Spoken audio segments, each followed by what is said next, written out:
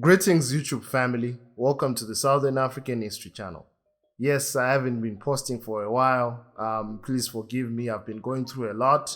I just relocated to another town and I've been doing school, but I promise consistency in the upcoming video. So today we're going to be looking at the unsung heroes of the first Chimurenga. There are a lot of people who contributed in the liberation of Zimbabwe. And today we're going to be looking at various chiefs. And the first chief we're going to be looking at is Chief Mbari. Now, Chief Mbari was the paramount chief of the Shumba Gurundoro clan. He was the ruler of Harare and part of the Mazowe area before colonization. This is the man whom Harare, Mbare, Dzivarasekwa, and a number of iconic geographical features in the region are named after. So in this video, we're going to be focusing on the gallant fight which was put up by Chief Mbari's people in the first Chimurenga and the resultant genocide which visited the clan. Chief Mbari's area was the hotbed of the first Chimurenga. This was the nucleus of resistance from which the war spread to other regions in Mashonaland. Most of the key players in the uprising were Mukwati, Mbuyane-Handa, Sekuru Kaguvi, Makombe, not to confuse this with the Makombe of the Humba people. There was also Nyamadzao and Mapondera who operated in Chief Mbari's area. During the time of the upheaval, it was Makombe, Mbari's brother, who was the ruler. The following are some of Chief Mbari's people who played a pivotal role in the uprising. There was Mudawanu or Mukwati.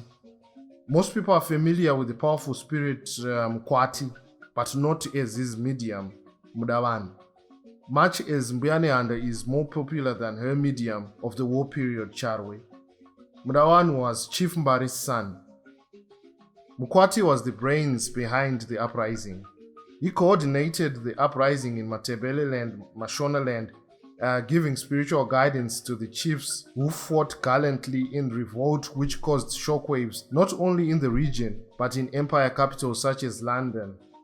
After consulting with the spirit at Matojen, Mukwati gave the signal for the revolt to start. He moved from place to place galvanizing hesitant groups into action. Mukwati was never caught. Befittingly, one of the tallest buildings in Harare, the famous Mukwati building, is named after the mastermind of the uprising. Then we move on to Makombe. When Chief Mbari died in approximately 1878, due to old age, the chieftaincy passed on to his younger brother Makombe, who in the settler accounts of the popular revolt is referred to as Makombi.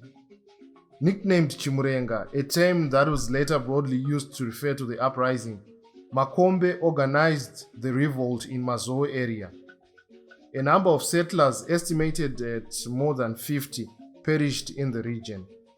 The most famous casualty was the brutal native commissioner Henry Pollard, the colonial administrator who subjected Africans to forced labor and brutality. Makombe himself was captured 3 times. Makombe would not have succeeded without the participation of his nephews, who happened to be Mbari's sons Nyamadzao, Mutina, and Chiridzambira. Much attention has been paid to the spiritual leaders of the 1896 and 1897 revolution, but little to the people who actually did the fighting. One such is Nyamadzao. Nyamadzao was Mbari's son, who commanded the insurgents and carried out daring attacks despite the inferior weapons at their disposal. Nyamadzao mastered guerrilla tactics and included surprise attacks, ambush, siege, as well as hit and run. He made the Mazowe area dangerous for the white settlers. A master tactician, Nyamadzao also cut off telegraph wires to isolate settler families in the region. To make matters worse for the settlers, the influential spirit of Mbuyane-Handa operated from Makombe, which was also Mbari's territory. Combining spiritualism and guerrilla warfare, the fighters were formidable. Colonial documents of this period refer to the area as the troubled Mazowe area. Some of the white settlers who died in the area were Frank Austin, a prospector, and James Steele, killed on June 24, 1896. The others were Walter Tapsell, who was killed on June 21, Louis Herman, who was killed on June 21, and William Harvey Brown, who was killed on July the 23rd. The siege of the dairy store lasted from June 21 to July 31. When the revolt was suppressed, Mazowe evaded arrest and later died of natural causes. Another key character is Mutina. He was another of Mbari's sons. Mutina, by then a sub-chief in the Mazowe area, is best known for organizing the capture of the notorious native commissioner Henry Pollard.